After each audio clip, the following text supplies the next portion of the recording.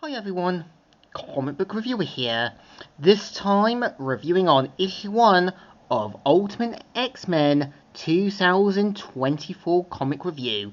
Now, as you know, Ultimate X-Men, much like Ultimate Spider-Man, as well as Black Panther and all that, have given new and different stories that is meant to feature the aftermaths of Ultimate Reed's work and the aftermaths of seeing where new heroes will forge new destinies, one of which is Ultimate X-Men, and one of which is meant to follow the character Armor in her own sort of series.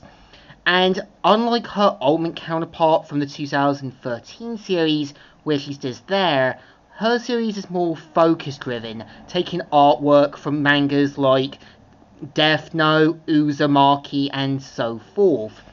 So let's get on with the story. It starts off how, in Kaya Mami Middle School, we see how everyone is celebrating their sort of graduation, and we meet a young girl who's known as Hisako, ends up meeting one of her friends, and in Japan, when someone gives you a second button, it basically means that they must really like you. And this is also like in any part of the world where you're given flowers and chocolates, or someone does a grand gesture to show they care about you. And we see how she ends up getting a button from one of the boys, and even Hisako finds that this is a little bit suspicious. And right away she sees that there's a bit of a note in there, opens it up, senses a presence, but right away knows that something's going on, until her phone goes off and we see her saying, "Hey mum, sorry, work's got me running late. Go ahead and eat with Granny." And we see how Hitsuko goes off to the temple. And keep in mind, much like how we have churches or synagogues and so forth, I think temples are the closest thing Japan has, showing that there's a lot of similarities but certain differences.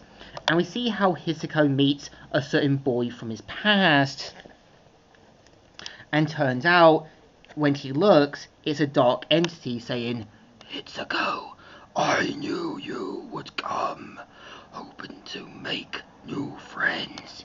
"Who are you? Did you leave that button in my button?" "I did. I needed some way to meet you, since you haven't been going to school." "What do you want?" "To give you this." And right away, this is setting up her ability as Ultimate Armor.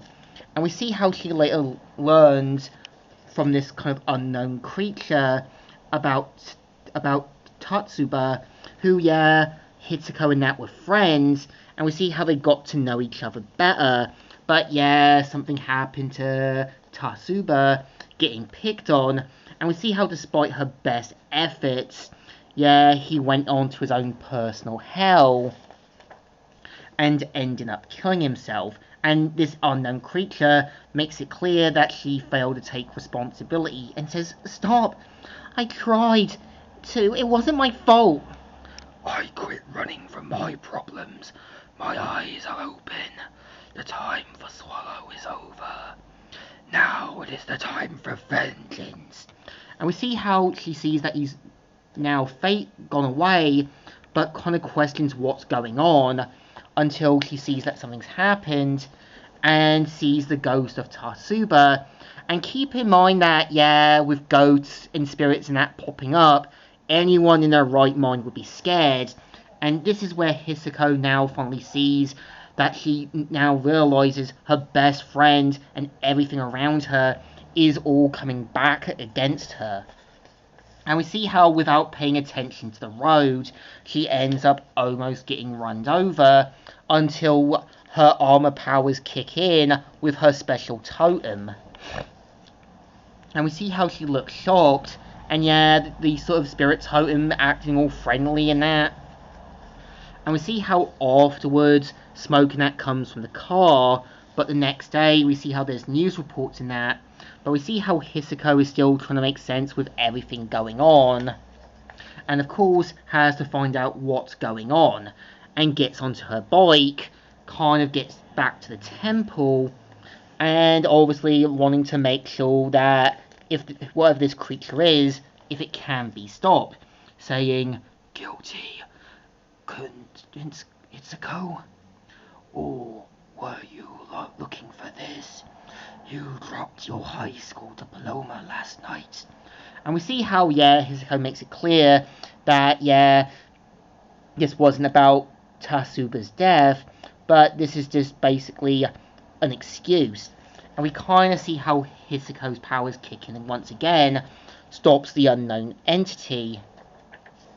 And after, going on full-on Death Note mode, we kind of see how he ends up getting crushed by the unknown armor spirit. And even Hisako making it clear that she's done listening to this creature. And after a while, we kind of see how his spirit shows up and says, it's too late. But right away, after getting words on her phone, turns out, the gym coach who picked on Tasuba ended up killing himself. And we see how Hisako realizes this is far from over. And this is her now facing an unknown danger that could threaten not only Japan, but those who got involved in basically Tasuba's life, and ending the story. So I think this one is kind of okay, but obviously, it's taking influences from mangas like Death Note, also Uzumaki, and the author's work from those previous stories, and trying to make a more Marvel X-Men take on it. It's an okay story, just kind of paying attention more to manga elements, not doing something big and standing with someone like Charles Xavier Magneto, but it still deserves a thumbs up. Still good, still readable, and definitely something for manga as well as anime fans to enjoy. So, Comic Reviewer here, signing out.